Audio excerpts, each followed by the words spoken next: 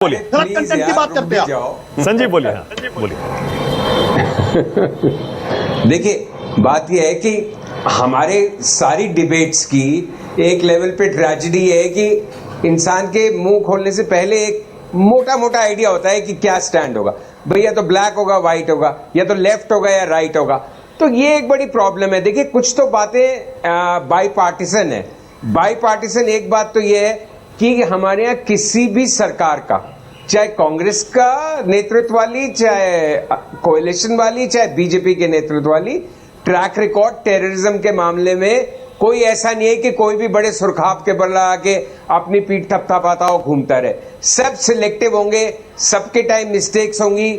और उसकी प्रॉब्लम यह है कि हमारे देश के अंदर एक एटीट्यूड है, चलता है। अब इस केस में भी अगर वहां से काठमांडू से केबल आया हुआ था 1-1.5 घंटे पहले, वो भागा भी आदमी प्लेन को रोकने, लेकिन डिसीजन नहीं हुआ। और पूरी कंधार हाईजैकिंग की तो सबसे बड़ी जो विफलता है, जिसपे सभी पैनलिस्ट और सारी दुनिया सहमत होगी, कि आपने अमृतसर उतर के, जो कि इतनी मुश्किल से कैप्टन ने लैंड कराया, लाहौर ने परमिशन नहीं दी, जो भी हुआ, आप अमृतसर से उड़ जाने दिया आपने पौना घंटा रुकने के बाद प्लेन।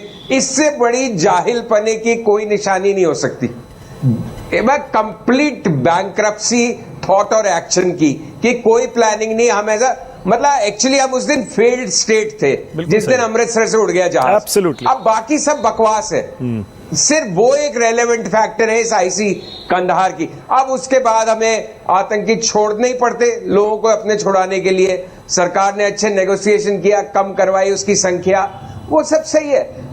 इस केस में ये जो भोला शंकर, चीफ बर्गर, जो भी नाम है, उसमें जरूर मुझे ये लगता है कि भाई अनुभव सिन्हा है कि अभिनव सिन्हा है? अनुभव सिन्हा है। अनुभव। हाँ, तो उसने अनुभव ना, तो उसने एक तरह की ये ऑनेस्टी बढ़ती कि जो किताब लिखी थी जिस कैप्टन ने, उसने जिस टर्म्स में लिखी थी, और चूंकि सारा किस्सा प्लेन हाईजैकिंग के अंदर का घटना चक्र था, तो अंदर वो जिस नामों से संबोधित हो रहे थे उनको मेंशन किया।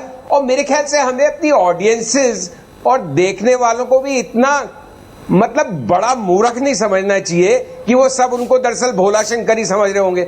सबको मालूम है वो पाकिस्तानी और मुसलमान थे, सबको मालूम है उनके रिश्तेदार वो थे। जो मतलब इवन उस सीरीज का जो मैंने आधा हिस्सा या चौथा हिस्सा देखा है, उसी में क्लियर था कथानक से कि वो उसका भाई है, कोई मसूद अजहर का, कोई फलाने का। और लास्ट बात जिसपे की थोड़ी और मैं बात करना चाहता हूं, कि ये डेफिनेट है, ये मैंने भी कुछ बार महसूस किया, कि एक राइट सिनेमा है जो कश्मीर फाइल्स, केरल स्टोरी बनाता है, तो एक लेफ्ट लीनिंग भी सिनेमा है जो लीपापोती करता है, या जो कुछ ऐसी बातें करता है जो बैलेंस्ड या तटस्थ व्यक्ति को अटपटी लगती है। मुझे अभी तक ध्यान आता है कि भाई क्यों फायर के अंदर 2 प्रोटैगनिस्ट का नाम राधा और सीता था, जबकि किताब में तो उनका नाम कुछ और था। तो ये सब क्यों किया जाता है, ये एक सवाल जायज है। वो एक कुछ जैसे ना फंडामेंटलिस्ट की प्रॉब्लम है, तो कुछ प्रॉब्लम सेक्युलरिस्ट की भी है। उनका भी दिमाग कई मामले में चल जाता है सड़क पे घास चढ़ने।